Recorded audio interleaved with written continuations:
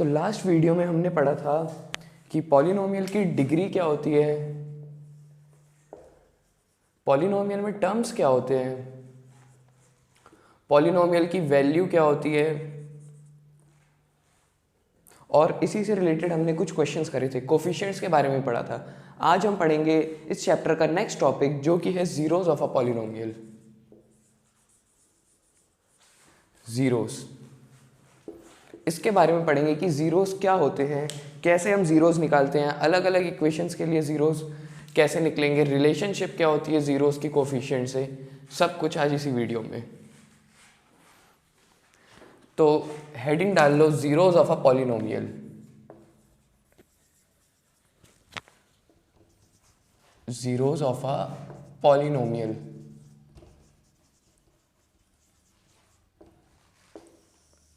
अगर मैं कोई पॉलिनोमियल की बात करूं, किसी भी क्वाड्रेटिक पॉलिनोमियल की बात कर लेता हूं मैं, x square plus 2x minus 8, ये मेरे पास कोई एक क्वाड्रेटिक पॉलिनोमियल है। अब मैं बात कर रहा हूं कि इसके जीरोस क्या होते हैं, तो ध्यान से समझना जीरोस क्या होते हैं। जीरोस होते हैं वेरिएबल की वो वैल्यू,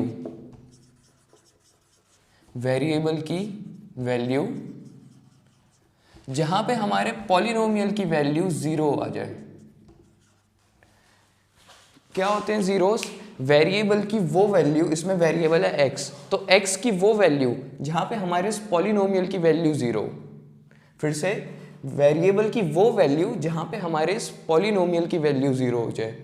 अब वैल्यू निकालना हमें पॉलिनोमियल की हमने पिछले लेक्चर में सीखा था कि हम एक्स की वैल्यू 1 पुट करते थे, 2 पुट करे, 3 पुट करे, तो हमें हमारे पास डिफरेंट वैल्यूज आती थी। तो वैसे यहाँ पर हम x की कुछ ना कुछ एक ऐसी वैल्यू होगी जहाँ जिसे पुट करने के बाद हमारा जो आंसर होगा ज़ीरो आएगा। तो अगर मैं इसे सॉल्व करूँ, अगर मैं x इक्वल टू 1 लेके सॉल्व करता हूँ, तो मेरा जो पॉलिनोमियल है वो क्या हो जाएगा, 1 का स्क्वायर प्लस 2 इंटू 1 माइनस 8, मतलब 1 प्लस 2 माइनस 8। क्या ये ज़ीरो के बराबर है? नहीं। x की वैल्यू अगर मैं -1 पुट करूँ, कोई सी भी इंटीजर होना चाहिए, पॉजिटिव नेगेटिव, कोई सी भी वैल्यू पुट कर सकते हो, और x की बस फ्रैक्शन में पुट मत करना। तो -1 का स्क्वायर प्लस 2 इंटू -1 माइनस 8, तो हो जाएगा 1 -2 -8, ये भी ज़ीरो के इक्वल नहीं होगा। x की वैल्यू 2 पुट करूँ मैं, तो px इक्वल टू 2 का स्क्वायर प्लस 2 इंटू 2 माइनस 8, 2 का स्क्वायर 4, 2 2 ज़ा 4 minus 8, 4 plus 4 8, 8 minus 8 equal to 0। तो इस पॉलिनोमियल की कौन सी वैल्यू है, x की कौन सी वैल्यू है जहाँ पे हमारा पॉलिनोमियल इक्वल टू 0 है, वो है x इक्वल टू 2। अब देख सकते हो कि यहाँ पे पॉलिनोमियल की वैल्यू 0 आ रही है, तो इसे हम कहते हैं zero of a polynomial. Variable की वो वैल्यू जहाँ पे हमारा पॉलिनोमियल 0 हो जाए, वेरिएबल की वो वैल्यू जहाँ पे हमारे पॉलिनोमियल की वैल्यू 0 हो जाए, उसे हम जीरोस ऑफ अ पॉलिनोमियल कहते हैं। तो यहाँ पे जो इस पॉलिनोमियल का 0 है वो है 2। अगर मैं ऐसी किसी दूसरे पॉलिनोमियल की बात करूं,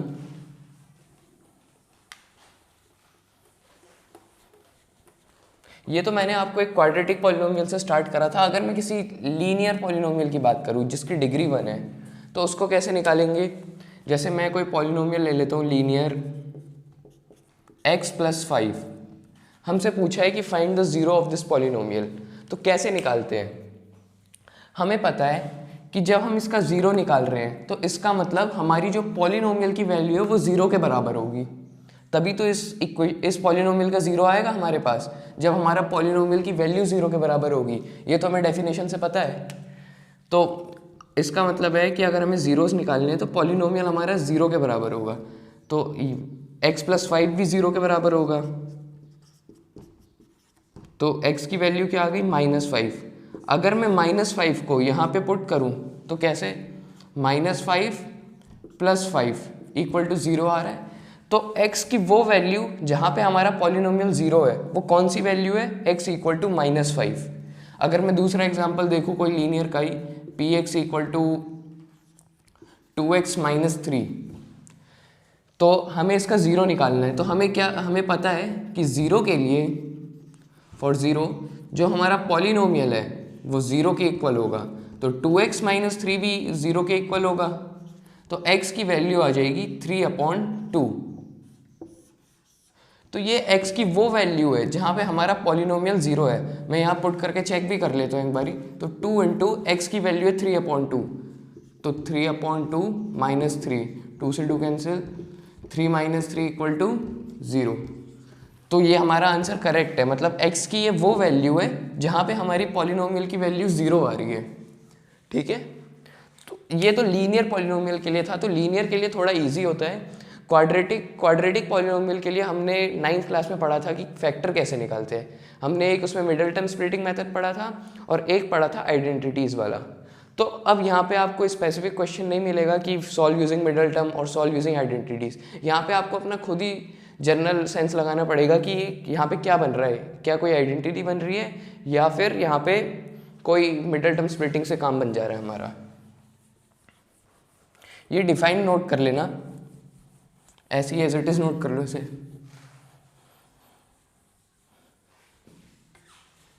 तो अगर मैं कोई क्वाड्रेटिक पॉलिनोमियल लेता हूँ, कोई पॉलिनोमियल है मेरे पास, जैसा मैंने पहले भी लिया था लेकिन वो मैंने हिट एंड ट्रायल मेथड से सॉल्व करा था।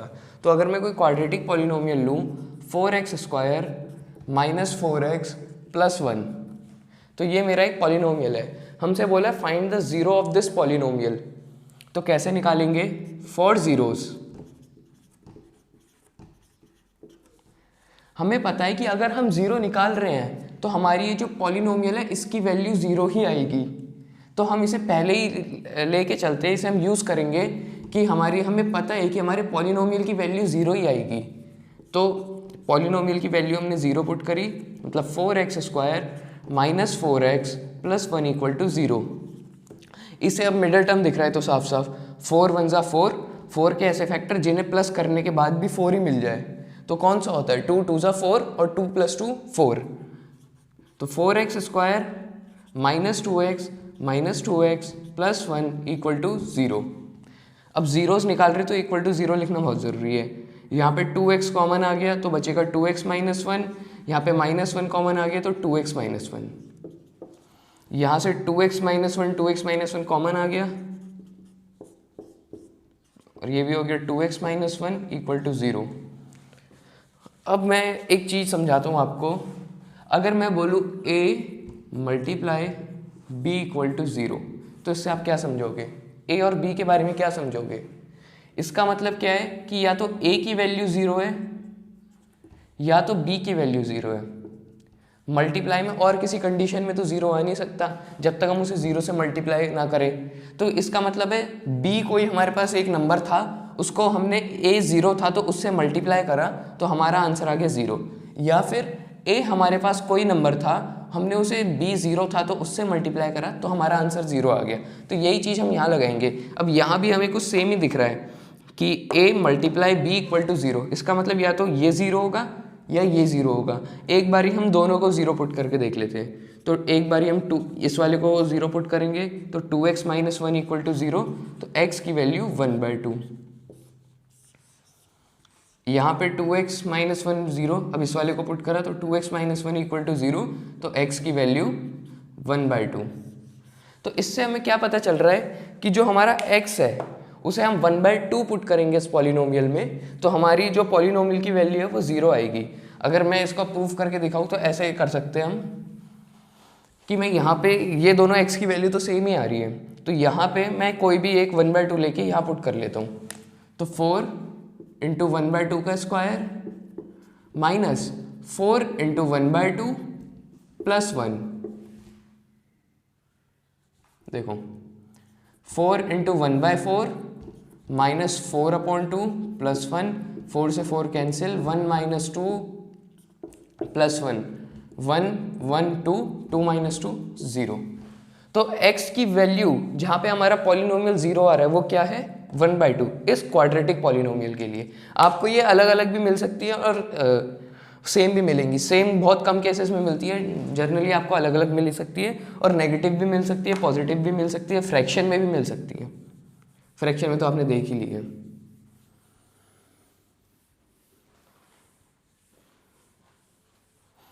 अब अगर मैं किसी क्यूबिक पॉलिनोमियल की बात करूं कि किसी क्यूबिक पॉलिनोमियल में कैसे निकालते हैं, तो मैं कोई पॉलिनोमियल लेता हूं cubic, p x equal to x cube minus 5x square minus 2x plus 4, x cube minus 5x square minus 2x plus 4।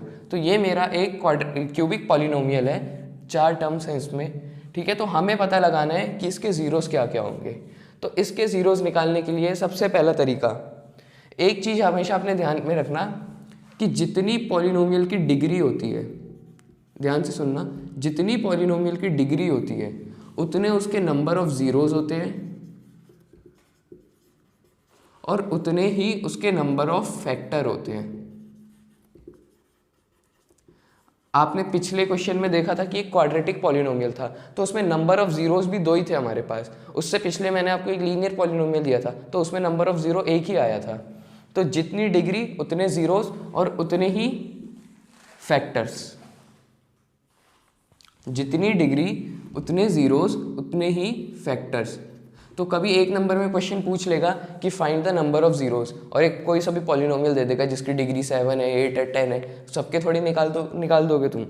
तो इसलिए डायरेक्टली याद रखो कि degree equal to number of zeros equal to number of factors. लिख लो इसे box बना के साइड में कहीं पर, बहुत इंपॉर्टेंट पॉइंट है ये, ठीक है। तो ये हमारे पास एक क्यूबिक पॉलिनोमियल है। अब इसके नंबर ऑफ जीरोस तो हम बता सकते हैं ना कितने होंगे। नंबर ऑफ जीरोस होंगे इसके 3,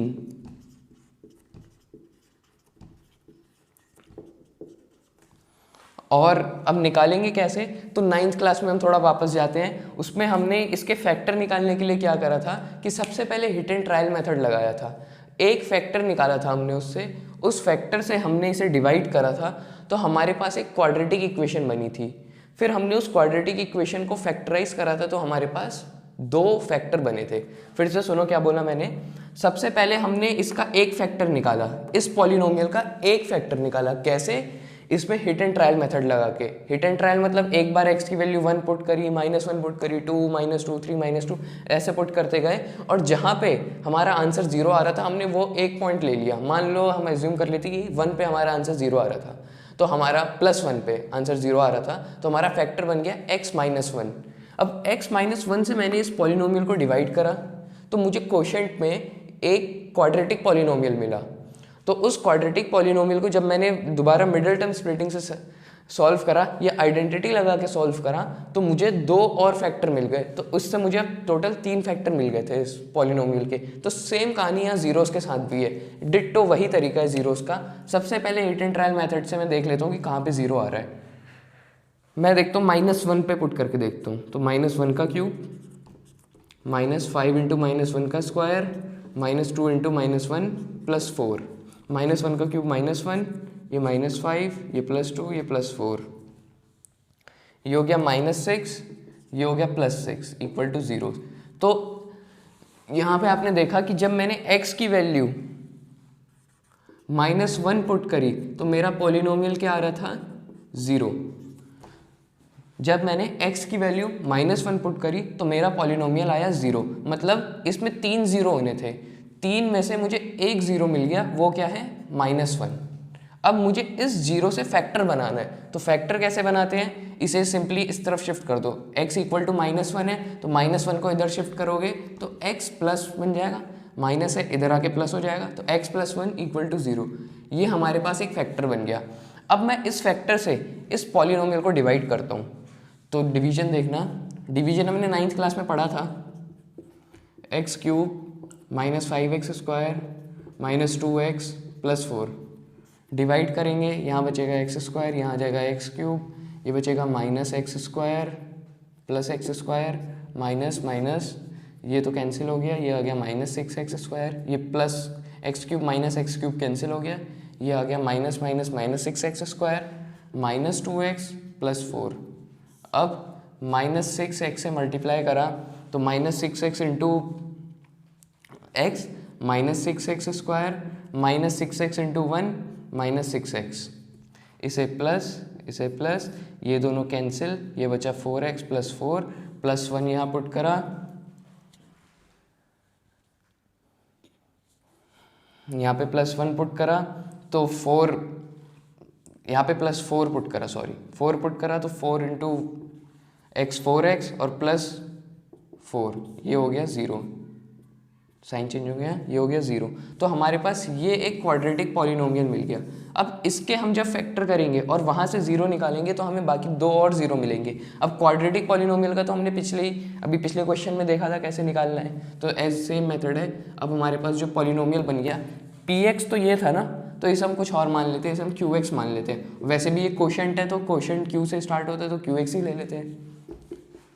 तो x² - 6x + 4। अब जीरोस के लिए फॉर जीरोस हमें पता है कि ये 0 के बराबर ही होगा, तो qx = 0, तो x² - 6x + 4 = 0।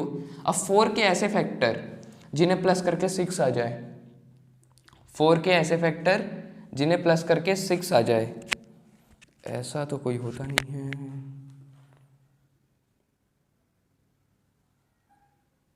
-6 plus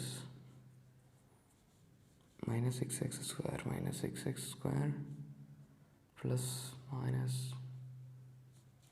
+4x। 4 कैसे फैक्टर जिन्हें प्लस करेंगे, 4 जब 4 होता है ना, 5 आना चाहिए यहाँ पे।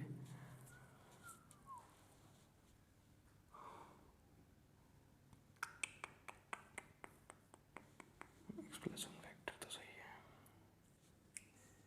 है। मैंने क्वेश्चन चेक करता हूँ, यही है कि दूसरा है। x³ - 5x² - 2x। अच्छा सॉरी, यहाँ पे 24 है, यहाँ पे 4 नहीं है, यहाँ पे 24 है। तो इसे अगर अब हम दोबारा सॉल्व करेंगे तो बहुत टाइम जाएगा। तो इतना कहानी तो आपको समझ आ गई ना कि यहाँ पे कैसे हमने इसके पहले फैक्टर निकाला एक, इसका जब हमने फैक्टर निकाला तो उस फैक्टर से इसे डिवाइड करा, हमें क्वाड्रेटिक मिला। अब क्वाड्रेटिक से हमें 0 निकालना है। अभी नेक्स्ट वीडियो जो है वो NCERT क्वेश्चंस के ऊपर होगा, तो उसमें आपको ये क्वेश्चन पूरा सॉल्व करके दिखा दूंगा मैं ढंग से। तो इसे यहीं पर ख़त्म करते हैं, सॉरी।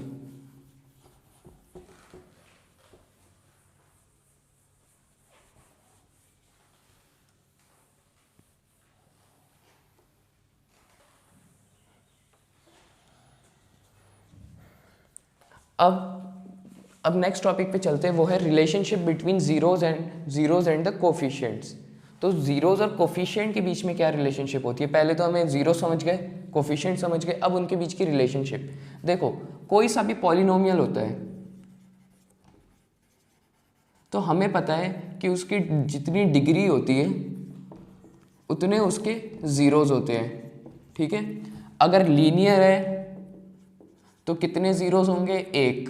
तो उसे हम किससे रिप्रेजेंट कर देंगे, अल्फा से। हमने x की कोई वैल्यू निकाली थी ना, मान लो कोई लीनियर पॉलिनोमियल है, इसे सॉल्व करके मेरी x की वैल्यू -5 आ गई, तो ये एक जीरो ही तो आया इसका, इस लीनियर पॉलिनोमियल का ये एक जीरो है। तो इस जीरो को हम क्या मान लेते हैं, अल्फा = -5। हमने इसे नाम दे दिया अल्फा। बार बार x की वैल्यू नहीं बोलेंगे, हम डायरेक्ट बोल देंगे अल्फा।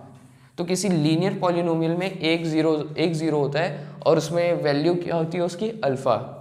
वैसी कोई क्वाड्रेटिक पॉलिनोमियल है तो उसमें 2 जीरोज होते हैं, तो उन्हें किससे रिप्रेजेंट करते हैं, अल्फा कॉमा बीटा। एक जीरो अल्फा हो जाएगा, एक जीरो बीटा हो जाएगा। मैं कह रहा हूँ मेरा कोई जीरो आ गया 1/2 और कोई जीरो आ गया दूसरा -3/4। तो इसका मतलब एक जीरो है मेरा अल्फा, एक जीरो है मेरा बीटा। ये जीरो है, सिर्फ जीरोस जो हम फैक्टराइज करके x की वैल्यू निकालते थे, उन्हें हमने अलग अलग अल्फा बीटा ऐसे कर दिया, ठीक है।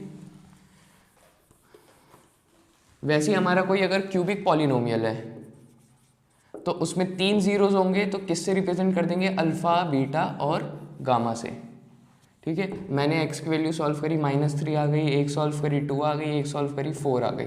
तो इसका मतलब अल्फा की वैल्यू -3 है, बीटा की वैल्यू 2 है, गामा की वैल्यू 4 है, ठीक है। तो ये हमारा होता है क्या, क्यूबिक पॉलिनोमियल के लिए। अब जरा मैं इनकी जर्नल फॉर्म पर डिस्कस करूं तो जो लीनियर की जर्नल फॉर्म होती है,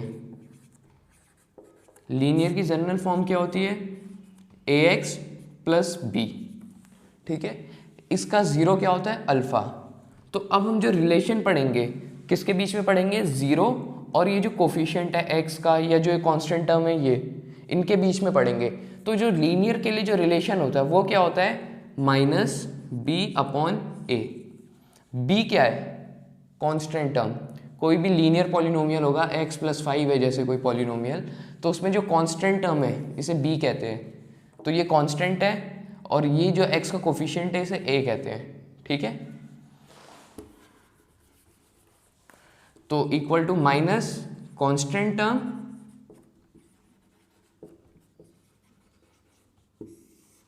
अपॉन a क्या है, कोफिशिएंट ऑफ x।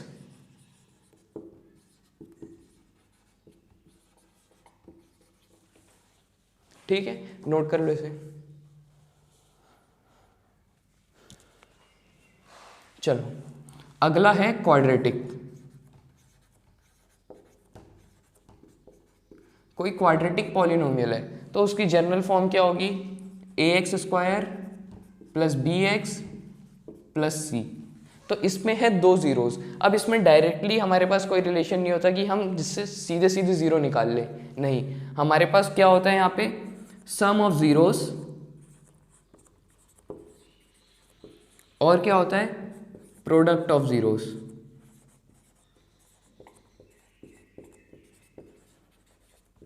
चेक कर लो एक मिनट, इतना नीचे का आ रहा है इसमें,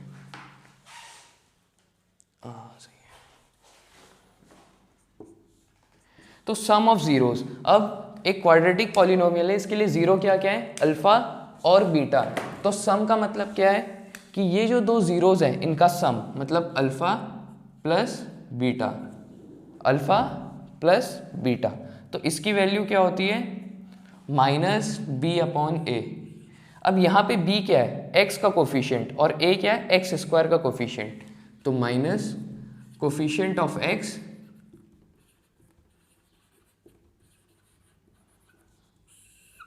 upon coefficient of x square, ठीक है। वैसी प्रोडक्ट ऑफ जीरोस, ये दोनों जीरोस हैं, इनका प्रोडक्ट, प्रोडक्ट मतलब मल्टीप्लाई, तो alpha into beta. Alpha into beta किसके बराबर होगा, c अपॉन ए। अब यहां पे देखो c क्या है, कांस्टेंट टर्म, कांस्टेंट टर्म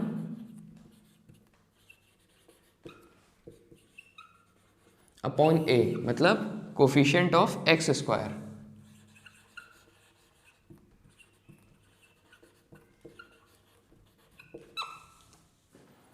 आज इसके ऊपर आपको क्वेश्चंस नहीं मिलेंगे, क्वेश्चन आपको इस टॉपिक के ऊपर नेक्स्ट वीडियो में मिलेंगे, जहाँ पे हम सारे एनसीईआरटी के क्वेश्चंस करेंगे, और अगली वीडियो में उसके बाद वाली में कुछ एक्स्ट्रा क्वेश्चन करेंगे इससे रिलेटेड। तो इतना नोट कर लो आप पहले, उसके बाद चलेंगे क्यूबिक पे। क्यूबिक में 3 रिलेशन आ जाती हैं। चलो मिटा रहा हूँ मैं,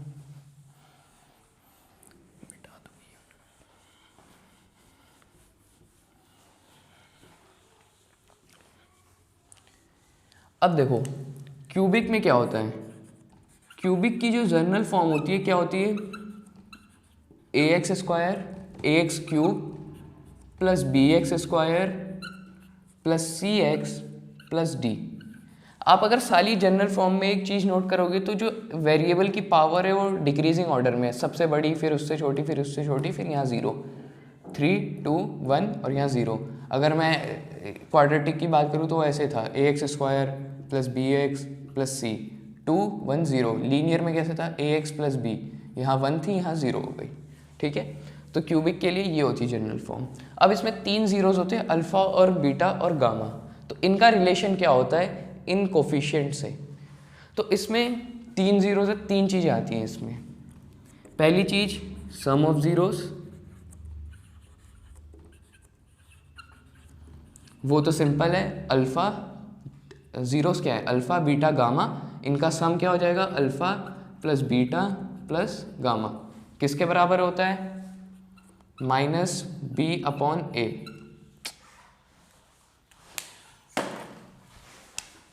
मतलब माइनस बी मतलब एक्स स्क्वायर का कोफिशिएंट अपॉन एक्स क्यूब का कोफिशिएंट, तो माइनस कोफिशिएंट ऑफ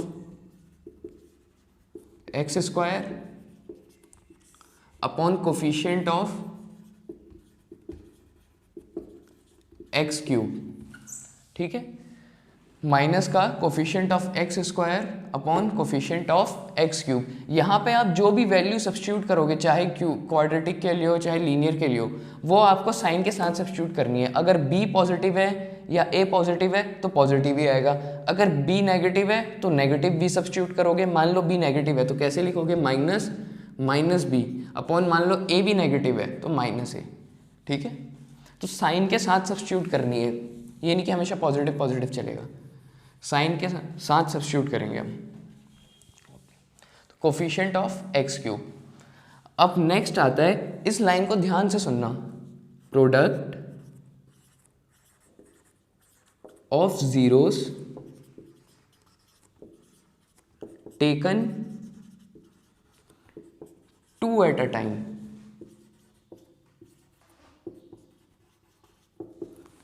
जीरोस का प्रोडक्ट तो है, सॉरी रह गया, sum of product of zeros taken two at a time. मतलब जीरोस का प्रोडक्ट, जो हमारे ये जीरोस है अल्फा बीटा गामा, इनका प्रोडक्ट कब, जब हम दो जीरोस को एक बारी मिले। हमारे पास 3 जीरो हैं, अल्फा बीटा और गामा, तो इनमें से हम दो दो के पेयर में यूज करेंगे। तो अगर मैं सिर्फ इतने की बात करूं, product of zeros taken two at a time, तो इसका मतलब क्या हो गया कि एक बारी में हमें 2 जीरो कंसीडर करने हैं। तो पहले हम अल्फा और बीटा कंसीडर कर लें तो ये इनका प्रोडक्ट हो गया, फिर हम बीटा और गामा कंसीडर कर लें तो ये इनका प्रोडक्ट हो गया, फिर हम गामा और अल्फा कंसीडर कर लें तो ये इनका प्रोडक्ट हो गया, ठीक है। फिर क्या बोला, सम, तो इन तीनों का sum, simple. Sum of the product of zeros taken two at a time, मतलब 2 जीरो कंसीडर करने हैं, उनका प्रोडक्ट का सम, ठीक है। वो किसके बराबर होता है, वो होता है c upon a, c upon a, मतलब coefficient of x cube, sorry x upon coefficient of x cube, ठीक। इसके बाद जो इसमें तीसरा पॉइंट आता है वो क्या आता है, प्रोडक्ट ऑफ जीरोस। वो सिंपल,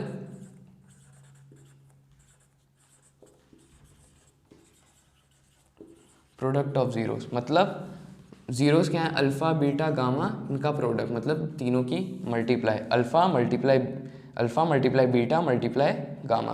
तो वो किसके बराबर होता है,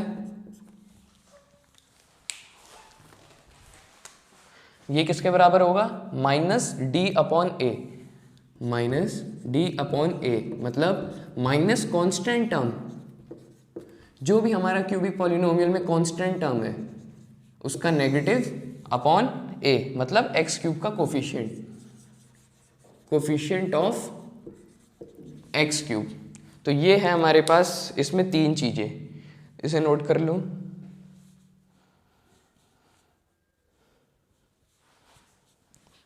तो इसके बाद जो इससे रिलेटेड क्वेश्चंस हैं वो नेक्स्ट वीडियो में हम कवर करेंगे। उसमें आपको एनसीईआरटी के क्वेश्चंस मिल जाएंगे, जो आपकी लास्ट एक्सरसाइज है, शायद एक्सरसाइज 2.3 है, 2.3 के क्वेश्चंस मिल जाएंगे।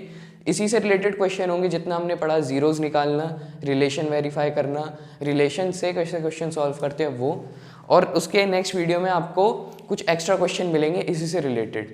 तब तक के लिए थैंक यू वेरी मच।